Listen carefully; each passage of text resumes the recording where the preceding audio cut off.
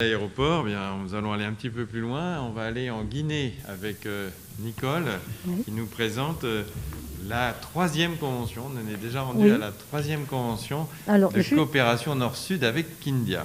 Juste avant de vous parler justement d'Edukindia 3, vous dire ou vous rappeler simplement que le bilan d'Edukindia 2 a été présenté en commission Solidarité Jeunesse Aînée. Et il vous a été envoyé avec le compte-rendu de cette commission en pièce jointe. Voilà. Et si vous aviez des questions, je serai à votre disposition, bien entendu, sur ce bilan Edukindia 2. Alors, en ce qui concerne Edukindia 3, maintenant, on nous rappelle que les villes de Kindia et de Bouaye sont liées par un protocole d'amitié et une convention de coopération décentralisée depuis 2009. L'aide au développement apportée à Kindia dans le cadre du projet Edukindia 3 est mise en œuvre par l'association Coopération Atlantique Guinée 44, à laquelle la ville de Bouaye verse une subvention. Le projet Edukindia 3 s'inscrit dans la continuité du projet Edukindia 2, mis en œuvre entre 2017 et 2019, et se déroulera sur les 3 années scolaires de 2020 à 2022. Donc là, on parle bien d'année scolaire, parce que le projet sera bien conduit jusqu'à juillet 2023, ce qui est bien noté dans la convention. L'objectif général est d'améliorer l'accès à l'eau potable et à l'assainissement de la population de Kindia et de renforcer sa participation à la gouvernance locale de l'eau et de l'assainissement en démarrant par le milieu scolaire. Les objectifs spécifiques visés par le projet Edukindia 3 sont d'améliorer les conditions sanitaires en milieu scolaire, de renforcer la compétence des acteurs locaux sur la gouvernance de l'eau et de l'assainissement et ses enjeux en milieu scolaire, animation, formation, échange, initiation à la participation citoyenne, etc. Et également de développer de l'interconnaissance à travers des échanges scolaires entre les enfants et les échanges citoyens entre les acteurs sociaux et éducatifs des communes partenaires pour lutter contre le repli sur soi et le rejet de l'autre et encourager la solidarité.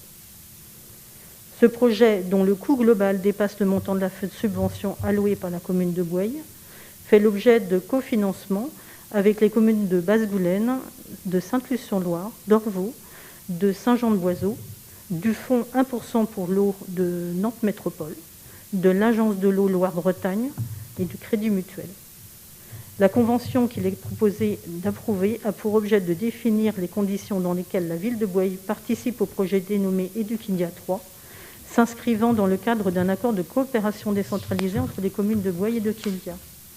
Le contenu et le budget détaillés de ce projet sont annexés à la convention. Ils ne sont pas sur table là, ils sont assez lourds parce que le projet détaillé, le contenu du projet détaillé comporte déjà pratiquement une trentaine de pages.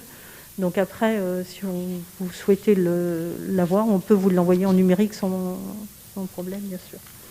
Non, donc, après, nous avons la convention, le texte de la convention. Oui, la convention est sur table, bien sûr, mais le contenu du projet du Kindia, voilà, n'y est pas. Donc il est proposé au conseil municipal, vu l'avis de la commission jeunesse, aînée, solidarité et santé du 17 mai 2021, d'autoriser le maire à signer la convention entre la ville de Bouaye et l'association Coopération Atlantique Guinée 44 pour la participation de la ville au projet Edukindia 3 et de prévoir les crédits nécessaires au budget.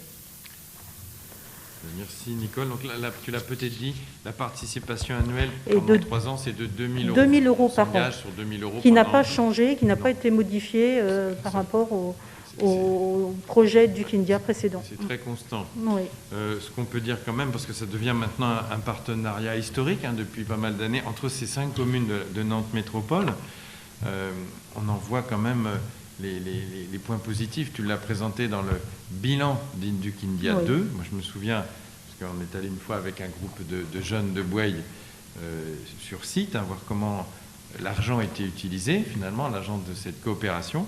Un grand lycée avec 1000 élèves, pas de toilettes pour les enfants. Donc ça pose des questions, notamment d'hygiène.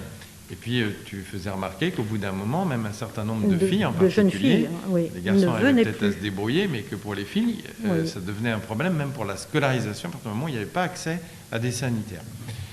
Eh bien l'argent qui a été mis par nos communes. On peut en être relativement fier finalement quand c'est positif. Hein. Il a permis de construire des blocs sanitaires et puis de faire aussi de l'éducation à l'usage des sanitaires. Et qu'aujourd'hui, ça ramenait, il avait été constaté, une augmentation notamment du nombre de filles. De filles, on en est pratiquement à une mixité dans les classes, oui. Moi, je pense que là, on se dit, le travail, il a quand même payé. Donc, tout à fait. Oui, c'est important, voilà. On peut être satisfait de ça, et puis ils nous ont bien entendu, vu la situation là-bas à Kindia, ils ont exprimé le souhait, les Guinéens, les Kindiens, de pouvoir continuer, parce que y a de nombreux établissements scolaires qui ne sont pas équipés. Parce que bien sûr, en comité de pilotage, on s'est bien posé la question sur quels objectifs partir sur ce EduKindia 3. Et en fait, il nous semblait quand même incontournable de continuer sur tout ce qui est eau, hygiène, assainissement. Voilà, parce que c'était la priorité des priorités. Et donc, voilà, on continue dans ce sens. Très important. Ben, merci Nicole de suivre ce dossier avec beaucoup d'attention. Y a-t-il des questions? Eh bien, je mets aux voix. Qui s'abstient? Qui vote contre? Adopté à l'unanimité.